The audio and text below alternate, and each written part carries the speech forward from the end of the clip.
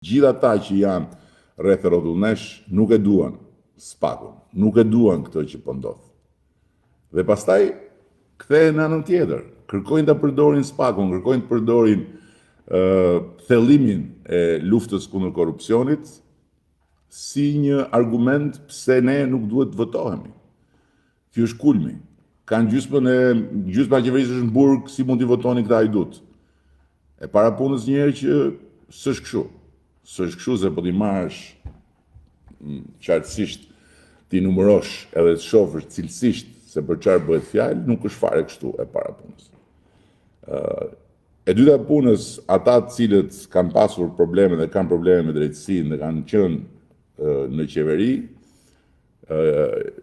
janë antar kabinetesh të mandatit parë, mandatit dytë, të fillimit mandatit tetë, por nuk ka rëndësi kjo. Çfarë ka rëndësi?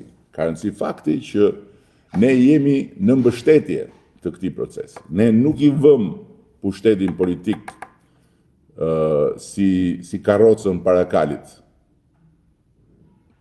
pushtetit të pavarur drejtësisë, të cilën jemi pavarësuar ne dhe askush tjetër. Çfarë thonë këta tjetër?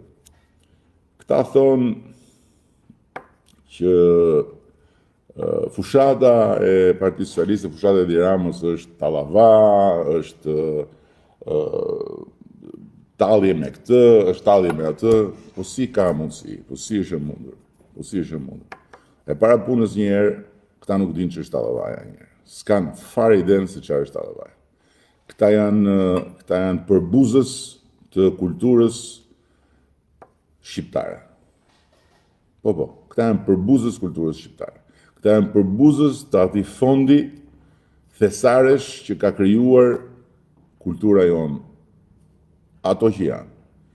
Dhe nëse ne hapim, bëjmë një takim të madh me njerëzit tanë, kush na ndalon ne që aty edhe të përdorim këngë që janë nga thesari i kulturës sonë, sipas qarqeve, edhe të përdorim valle, kush na ndalon ne? Kush e ka shkruar këtë që kur mblidhen njerëzit në një takim të madh elektoral, a duhet vetëm të rrinë të dëgjojnë fjalime në diell me orë të tëra? Kush e ka shkruar?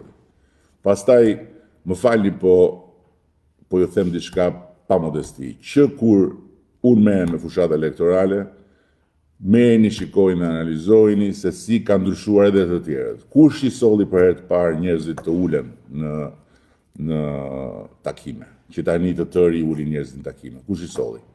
Për të ulur si njerëz dhe për të dëgjuar, jo vetëm thjesht mblidhu dhe ulëri në këmbë. Edhe po ju them prapë që edhe kjo historia me këngët e me vallet, do ta shikoni që do ta përdorin të tjerët më vonë.